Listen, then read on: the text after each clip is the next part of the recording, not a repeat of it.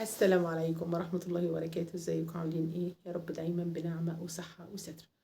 والله مهما كانت تجاعيدك، مهما كانت بشرتك جافة، مهما كانت رقبتك فيها تجاعيد، ايديكي فيها تجاعيد، الوصفة او الكريم اللي هقولك عليه النهاردة ده حاجة كده من ورا العقل.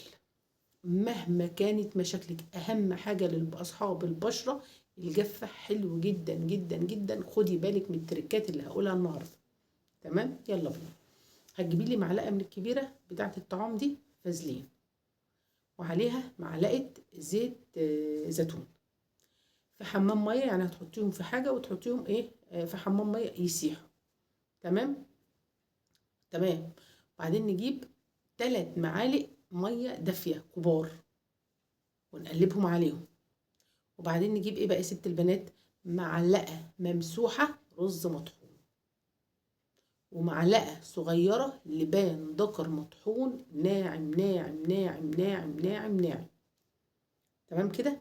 وهنقلب الخليط ده كله وهو دافي مع بعضه. واحدة بقى تيجي تقول لي هو ده هيختلط ببعضه؟ أنا مش عايزاه يختلط. تعالي ما أقولك. هنخلط الخليط ده كله مع بعضه. تمام. بشرتك بقى عادية خليه زي ما هو كده، بشرتك دهنية خليه زي ما هو كده، بشرتك جافة حطي نقطة بعد ما يبرد بقى جريسلين وكبسولة فيتامين اي واحدة. ده بعد ما برد. هنسيبه ليلة كاملة. اركني الكريم ده ليلة كاملة. بعد الليلة الكاملة دي هتلاقي طبقة كده اتكونت عبارة عن كريم، اللي هو الرز مع البان الدكر مع الفازلين مع زيت الزيتون مع كل اللي احنا حطيناه. هتلاقي طايف على الوش كده، هتلاقيها طفت على وش العبوة او البرطمان او البولة اللي انت حطاها فيها، زي القشطة ما بتبقى على اللبن كده. هتشيليها وهتلاقي المية فصلت لوحدها تحت. ده مستخلص احلى كريم في الكوكب. اظن محدش سمعها قبل كده، صح؟ والله ما حد سمعها قبل كده ولا حد قالها قبل كده. بصي، جودة الكريم ده مش ممكن تتخيليها، مش ممكن تتخيليها. انا بطلت افكر حتى في الكريمات، بفكر فيها بالليل واقعد احضر، ربنا وحده اعلم قد ايه انا بسرش وقد ايه انا بقعد اجتهد واقرا واشوف ده يمشي مع ده، ده ما يمشيش مع ده كده. جربت التجربة دي. بصي بقى، مرمم للبشرة. لو عندك بصي مشاكل ايه، لو عندك وردية، لو عندك، لو عملتي بشرتك ودمرتيها، لو بشرتك اللي هو الجلد الرقيق خالص ده، رقبتك بقى، عارفة لو رقبتك دي هقولك ايه، مكشكشة، حلو حلو حلو. ايديكي بقى، ايديكي تجاعيد مفيش تجاعيد. ما هتقولي لي بقى احطه قد ايه قبل امان، يعني اسيبه على البشره قد ايه؟ حبيبتي تسيبيهولي من يعني نص ساعه كده لساعه الا ربع. وتشطفي. هتشطفي ازاي يا ست البنات؟ هنقول اهو نشطف. معلش سامحيني طبعا. هتجيبي لي ميكس، يعني معلقه لبن دافيه على معلقه ميه دافيه وبقطنه، وبتمسحي بشرتك الاول. تمسحي لي زليل الكريم، وبعد كده بميه بارده، وبعد كده هنبخ ميه الورد وهنرطب الترطيب بتاعنا.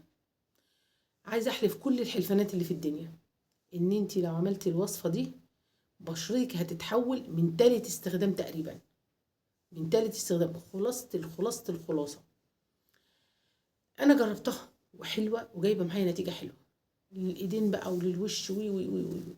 حلوه قوي قوي قوي قوي. يا رب تنفذيها زي ما انا قلتها لك. انا بتكلم بمنتهى الهدوء اهو.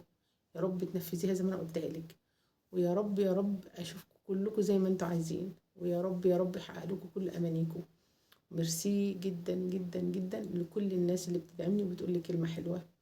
ميرسي جدا جدا جدا لكل الناس اللي بتقول لي ده فين وفين بقى، اللي بتقول لي كومنت سلبي علشان انا بتباسط في الدنيا.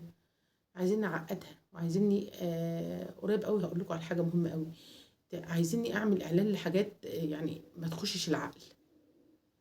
عارفه انك تعملي اعلان لحاجات ما تخشش العقل؟ انا مش مقتنعه. طب هقنع الناس بيها ازاي؟ ازاي انا مش مقتنعه؟ اقنعك ازاي بحاجه انا اساسا مش مقتنعه بيها؟